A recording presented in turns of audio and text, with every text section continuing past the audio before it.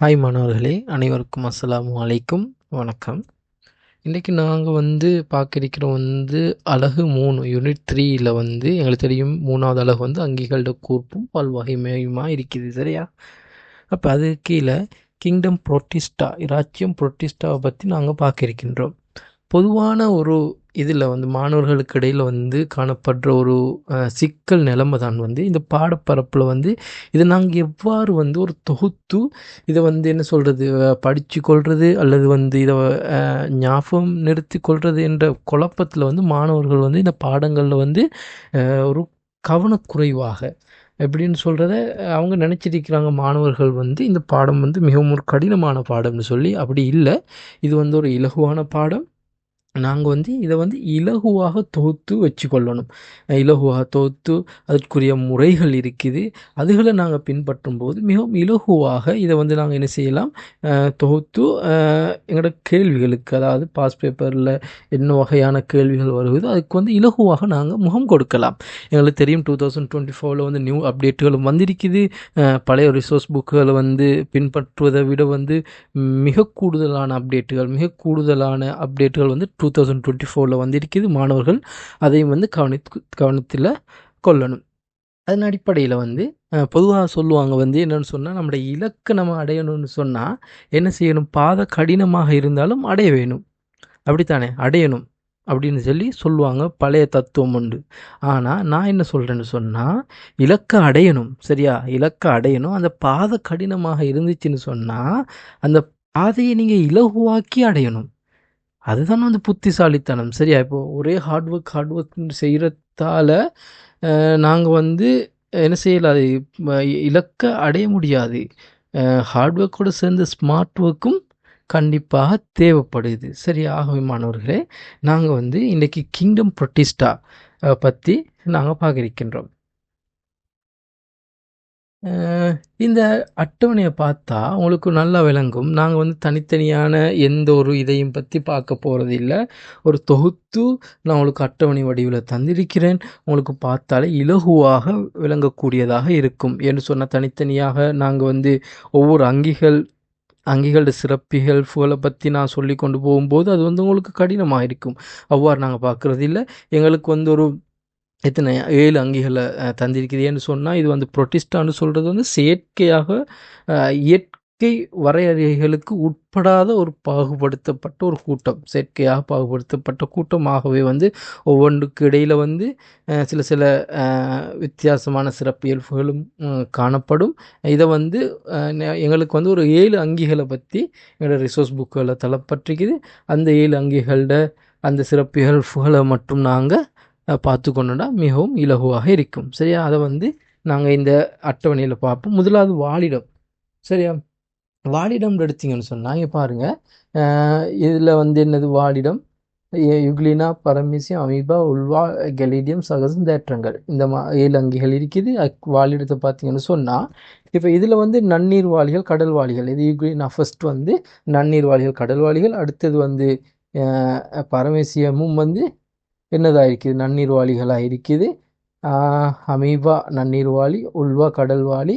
அப்போ இவ்வாறான இயல்புகளை நீங்கள் பார்க்குறீங்க. சரியா? கெலிடியம் கடல்வாளி, சாகசம் கடல்வாளி, தேற்றங்கள் நன்னீரும் கடல்வாளிகளுமாக காணப்படுது. ஆகவே மாணவர்களே, இப்போ இதன் அடிப்படையில் நாங்கள் பார்த்தோன்னு சொன்னாங்க பாருங்கள், இது எல்லாமே நீர் வாழ்க்கைக்கு உட்பட்டதாக காணப்படுது. சரியா? எந்த ஒரு தரை வாழ்க்கைக்கும் இது இசைவாக்கப்படலை.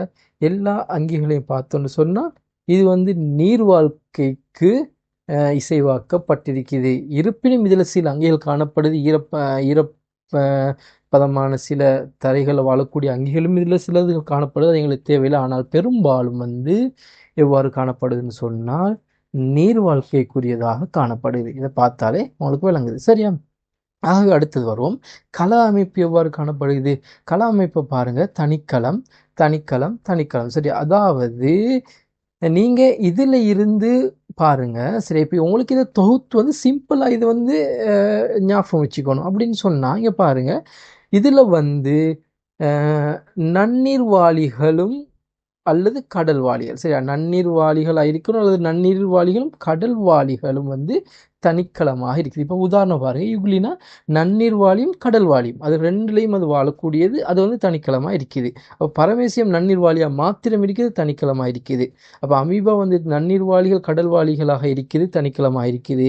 ஆனால் கடல் வாளிகள் மாத்திரம் உள்ள அங்கிகள் வந்து பல்கலத்தினாலான பிரிவிலி அமைப்பை கொண்டிருக்கு. இப்போ பாருங்க, உல்வா, கேலிடியம், சாகசம். அப்போ அதாவது இது வந்து உல்வா, அடுத்தது கெலிடியம், அடுத்து வந்து என்ன, சாகசம். அப்போ இது வந்து மூணும் வந்து பல்கலத்தினாலான பிரிவிலி. அப்போ இது மூணும் வந்து என்னது, கடல்வாளியாக இருக்குது. சரியா? இதை பார்த்தா விளங்கும், கடல்வாளிகள். சரிதானே? ஆகவே இப்போ தேற்றங்கள் வந்து என்ன, தேற்றங்கள் வந்து நன்னீர் வாளிகளும் கடல் வாளிகளும் இருக்குது. ஆகவே அது தனிக்கலமாக இருக்குது. விளங்கிச்சு தானே? ஆகவே ஒரு இயல்பை வந்து நீங்கள் ஞாபகத்தில் நிறுத்தி கொண்டீங்கன்னு சொன்னால் அடுத்த இயல்புகளை வந்து சிம்பிளாக எங்களுக்கு வந்து எங்களோட கண் முன்னுக்கு வந்து கொண்டு வரலும். அடுத்தது பாருங்க, வெற்றுக்கண்ணா அல்லது நுணுக்கு காட்டிக்குரியதா. அப்போ இந்த அங்கிகள் வந்து எங்களுக்கு வெற்றுக்கண்ணால் தென்படுமா இல்லது நாங்கள் நுணுக்கு காட்டியால் பார்க்கணுமா? அந்த வகையில் மாணவர்கள் இங்கே பாருங்க, தனிக்கலமாக இருக்கிறது வந்து நுணுக்கு காட்டிக்குரியதாக இருக்குது. சரியா? ஏன்னா இப்போ தனிக்கலம்னு சொல்றது பொதுவான ஒரு களக்கட்டமைப்பு வந்து நாங்கள் நுணுக்கு காட்டினூடாக தான் பார்ப்போம். அப்போ அதே வந்து அது பல்கலமாக இருந்துச்சுன்னு சொன்னால் அதை வந்து வெற்றுக்கண்ணால் பார்க்கக்கூடிய வெற்றுக்கண்ணால் எங்களுக்கு என்ன செய்யலாம், பார்க்கலாம். ஆகவே இதை பாருங்க, இது தனிக்கலம். சரியா? இப்போ யுக்லினா, பரமேசி, அமீபா என்றால் தனிக்கலம். ஆகவே தனிக்கலமாக இருக்கிறது வந்து எல்லாமே நுணுக்கு காட்டுக்குரியதாக இருக்குது. இங்கே பாருங்க, இது நுணுக்கு காட்டிக்குரியது. அடுத்தது வந்து என்ன, தனிக்கலம், தேற்றங்களும் வந்து நுணுக்கு காட்டிக்குரியது. அப்போ வெற்றுக்கண்ணால் எதை பார்க்கலாம், பல்கலத்தினாலான பிரிவிலி உடல் அமைப்பு கொண்ட அங்கிகளை வந்து எங்களுக்கு பார்க்கலாம். வெற்றுக்கண் என்னது, உள்வா பார்க்கலாம், கெலிடியம், சாகசம். அதாவது சாகசத்தை பாருங்க, வெற்றுக்கண் பருமனில் பெரியது வந்து சிக்கலானது. தானே? சிம்பிளாக வந்து இந்த 3 இயல்புகளை வந்து உங்களுக்கு ஞாபகம் வச்சுக்கலாம். அடுத்தது நீங்கள் போனீங்கன்னு சொன்னால் போசனை முறை. முதலாவது யுக்லினா வந்து கலப்பு பூசணை கொண்டிருக்கு. அதில் வந்து பூசணையும் காணப்படும், ஒளித்தற்பூசணைகளையும் காணப்படும். சரியா? அடுத்தது வந்து இந்த பரமேசியம் அமீபாவும் அது வந்து என்ன செய்யும், அது போசனை வந்து ரெண்டுமே ப்ரோபோசனைகள் தான், மற்ற எல்லாமே தற்போசனை. சரியா? இதை பாருங்க, ப்ரோபோசனை மற்ற எல்லாமே தற்போசணிகள். தற்போசணிகள்னா என்ன செய்யும், ஒளித்தொகுப்பு செய்யும். அப்போ ஒளித்தொகுப்பு செய்யணும்னு சொன்னா என்ன, பச்சை உருவம் காணப்படணும். ஆகவே இதுலேயும் வந்து யுக்லினாலும் பச்சை உருவம் காணப்படுது. தற்போசணிகளாக இருக்கக்கூடிய அனைத்துலேயும் வந்து என்ன செய்யுது, பச்சை உருவம் காணப்படுகிறது. சரியா? சிம்பிளாக ஞாபகம் வச்சுக்கணும். அப்போ பச்சை உருவம் இருந்துச்சுன்னு சொன்னால் கண்டிப்பாக நிறப்பொருள் இருக்கணும். ஏன்னா நிறப்பொருள் இருந்தால் தான் வந்து என்ன செய்யணும், ஒளித்தொகுப்பு செய்யலும். அப்போ என்னது பாருங்க, இது எதில் எல்லாம் வந்து தற்போசணிகளாக இருக்குதோ, எதில் எல்லாம் பச்சை உருவம் காணப்படுதோ அதில் வந்து நிறப்பொருள்கள் காணப்படுது.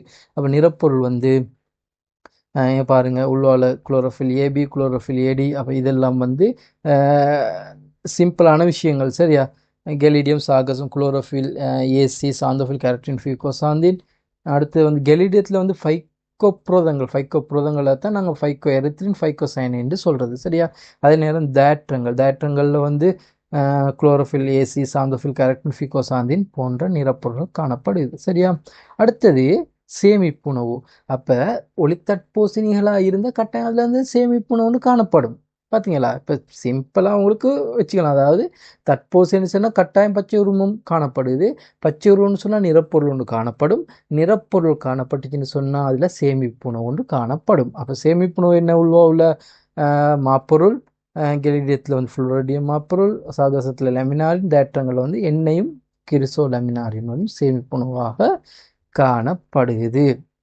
விளைஸ்தான மாணவர்களே, இப்போ இதில் பார்த்தா சிம்பிளான விஷயம். அதே நேரம் அடுத்து நாங்கள் பார்க்க போனோம்னு சொன்னால் முன்னு பாருங்க, எந்த நாளுக்கு பச்சை உருவம் காணப்படுதோ அந்த நாள் அங்கியில தான் நிறப்பொருள் காணப்படுது. அந்த நிறப்பொருள் காணப்படக்கூடிய அங்கிகளுக்கு தான் சேமிப்புணவு காணப்படுது. அந்த சேமிப்புணவு காணப்படக்கூடிய அங்கிகளுக்குத்தான் வந்து என்ன செய்யுது, கலச்சுவரும் காணப்படுகிறது. சரியா? அப்போ உள்வாக்கும் கெலிடியத்துக்கும் வந்து செலுலோசாலான ஆக்கப்பட்ட கலச்சுவர் காணப்படுகிறது.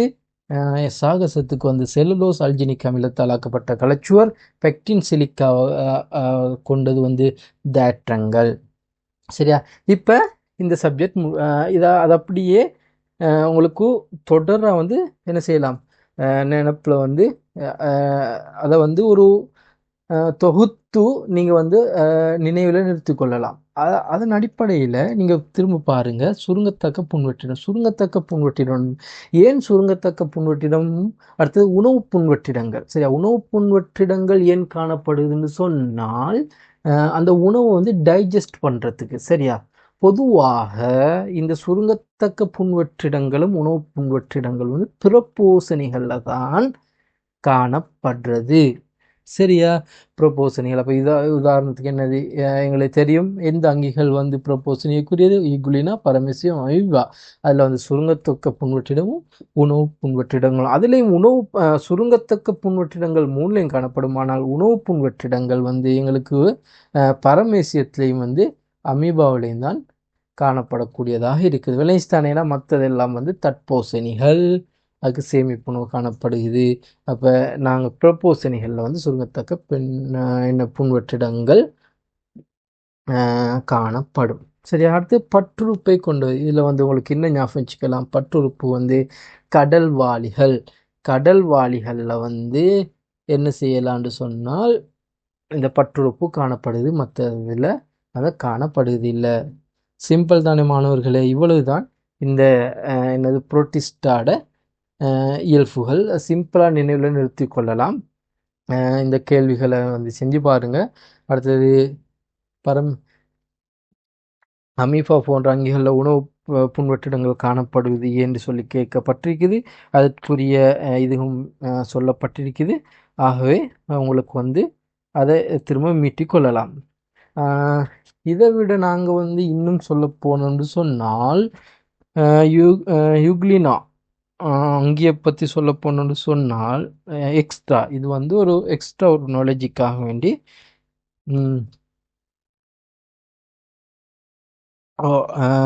சரியா, எக்ஸ்ட்ரா ஒரு நாலேஜுக்கு வந்து இதுக்கு வந்து களச்சுவர் இல்லை. உங்களுக்கு தெரியும், மென்சோவால் உருவாக்கப்பட்ட சருமத்தை கொண்டது. களச்சுவர் இல்லாததுக்கு பதிலாக மென்சோவால் உருவாக்கப்பட்ட சருமத்தை கொண்டிருக்கிறது. அடுத்தது வந்து களம் வந்து முன்முனை பின்முனை என்ற வியத்தத்தை கொண்டிருக்கும். களம் வந்து முன்முனை பின்முனை என்ற வியத்தத்தை கொண்டிருக்கும். முன்முனையிலிருந்து ஒன்று அல்லது இரண்டு சவுக்கு முலைகளை உண்டாக்கும் யூக்ளினா சவுக்கு முலை. சரி, அடுத்து கட்புள்ளியை கொண்டது. அடுத்தது சுருங்கும் புன்வெற்றிடத்தை கொண்டிருக்கும். சரியா, அடுத்தது பரமேசியம் வந்து உங்களுக்கு தெரியும், முக்கியமான இயல்புகள் வந்து என்ன செய்யப்பட்டிருக்கு, இதில் வந்து குறிப்பிடப்பட்டிருக்கு. இருந்தாலும் மேலதிகமாக வந்து இருபக்க சமச்சீரை கொண்டிருக்கும், சிக்கலான கட்டமைப்பை கொண்டவை. அடுத்தது வாய்த்த வாலிப்பு குளிய குதம் ஆகிய பகுதிகளை கொண்டிருக்கும். 2 வகையான கருக்களை கொண்டிருக்கும். சரியா, உடற்தொழிற்பாடுகளை பருமனில் பெரிய மாக்கரும் இனப்பெருக்க தொழிற்பாடுகளை பருமனில் சிறிய நுண்கருவும் கட்டுப்படுத்தும். சரியா, இப்போ மாக்கரு சில பரம்பரை அலகுகளது பெரும் எண்ணிக்கையான பிரதிகளை வந்து கொண்டிருக்கும். சரியா, இப்போ அவ்வளோதான். அமீபா, உல்வா அதெல்லாம் வந்து மிக அதாவது கூடுதலான சிறப்பியல்புகள் தரப்பட்டிருக்குது. இதை வந்து நீங்கள் வந்து நினைவில் நிறுத்தி கொள்வதால் வரக்கூடிய காலங்களில் நடைபெறக்கூடிய பரீட்சைகளில் வந்து நீங்கள் வந்து இன்னும் இலகுவாக அந்த பரீட்சைக்கு வந்து நீங்கள் என்ன செய்யலாம், முகம் கொடுக்கலாம். இவ்வகையான வீடியோக்களும் விளக்கமும் வந்து எதிர்காலங்களில் நாங்கள் வந்து எங்களோட யூடியூப் தளத்தினூடாகவோ எங்களோட வாட்ஸ்அப் டெலிகிராம் சேனலினூடாக நாங்கள் வழங்கி கொண்டே இருப்போம். அனைவருக்கும் நன்றி, வணக்கம், அஸ்ஸலாமு அலைக்கும்.